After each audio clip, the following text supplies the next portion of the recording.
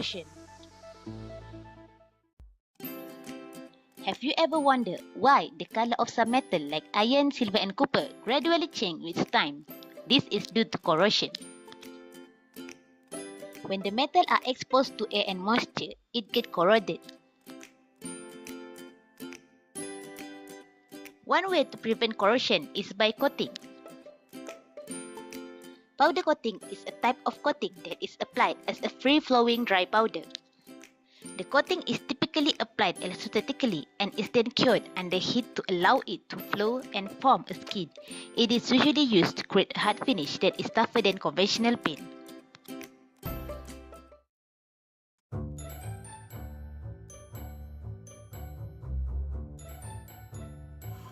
Four elements need to be present for corrosion to occur and collectively referred to as the corrosion cell. First, anode, second, cathode, third, a metallic conductor, and fourth, an electrolyte. Changing the potency of the electrolyte affects the rate of corrosion. Corrosion rates are determined by a variety of factors. However, 5 factors do play an overwhelmingly important role in determining corrosion rates.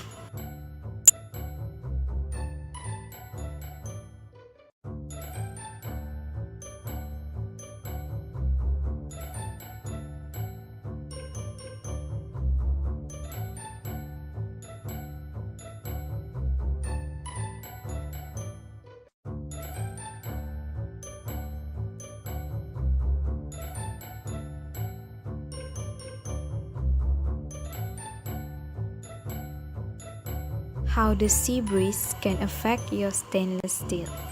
In coastal areas, the chloride in sea spray, rain, and dry salt particles that the wind carries can contribute to the corrosion of stainless steel. When seawater evaporates, a lot of dissolved salt is left behind. This is because spray from ocean waves is constantly becoming airborne, and when these droplets of spray evaporate, they leave their dissolved salt behind, floating in the air.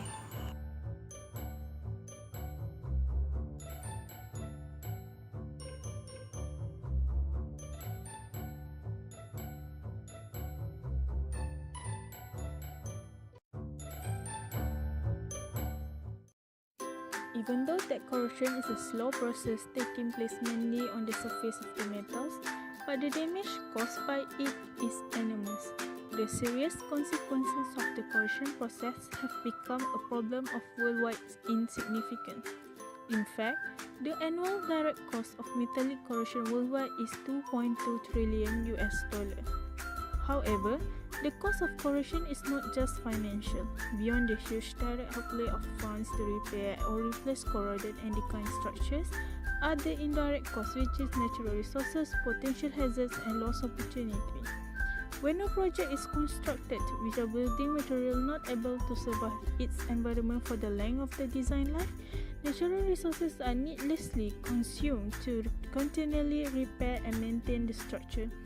Wasting natural resources is a direct contradiction to growing focus and desire for sustainable development to benefit future generations. In addition to the waste of natural resources, building structures that cannot sustain their environment can lead to hazardous situations. Accidents caused by corroded structure can lead to huge safety concerns, loss of life, resources, and more.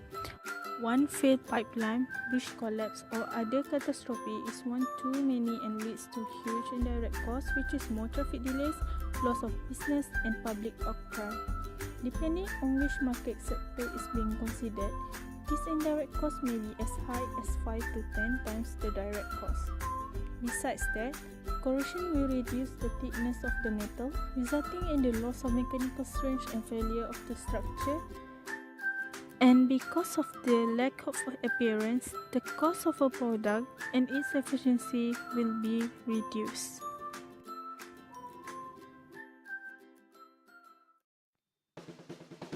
Now, I would like to talk about 3 advantages of organic powder coating.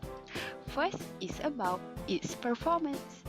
It has more durable and more resistant to corrosion chemicals and weather than liquid coating. When we use it, the surface is more resistant to scratching and the color of the surface can stay bright and fresh longer. The result that we get are more attractive, durable, and high quality. Furthermore, powder coating are cheaper and can cover more area compared to wet coating, so it can reduce costs related to operational labor as minimal operator training and supervision that are required for a powder line. Lastly, powder coating are generally VOC-free materials and contain no solvents, meaning they don't involve in potentially harmful chemicals typically found in a wet spray project. Although the powder coating has its advantages, however, this method also has its own disadvantages. Here, I would like to explain 4 disadvantages of organic powder coating. According to the article of Cons of Powder Coating, it is found that the powder coating can have the risk of cross-contamination. But why? This is because the unused powder particles are collected and reused, thus that makes the precise color undergoes a frequent challenges. Then, the powder coating is quite difficult to be applied for thin amount of coating. This can cause the coating to look like a strange bubbly texture once it's been thin. Besides, using this method also can cause difficulty to touch up the mist area of the structure. If this happens, the mist area can be easily exposed to the air and water vapor, which can lead to corrosion.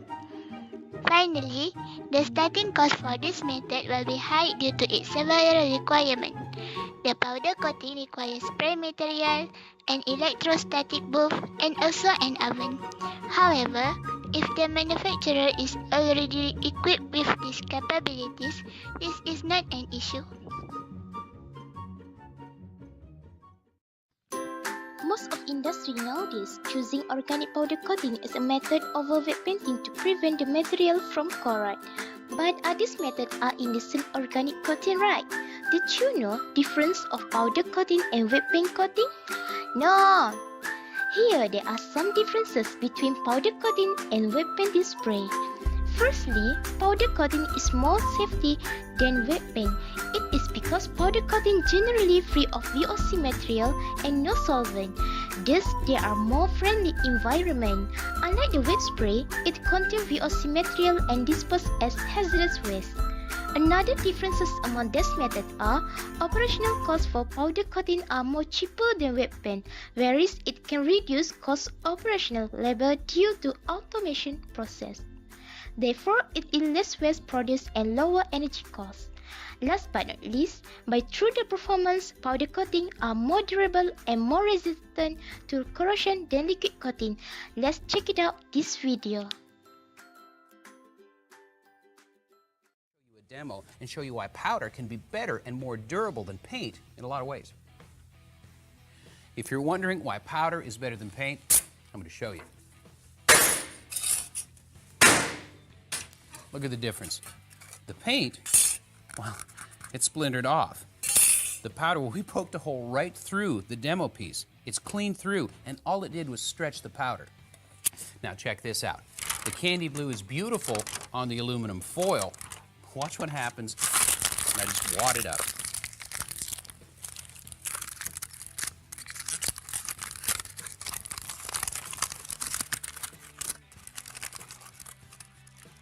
The aluminum foil even tore, but the powder stays where we put it, and you just can't get that kind of performance out of paint.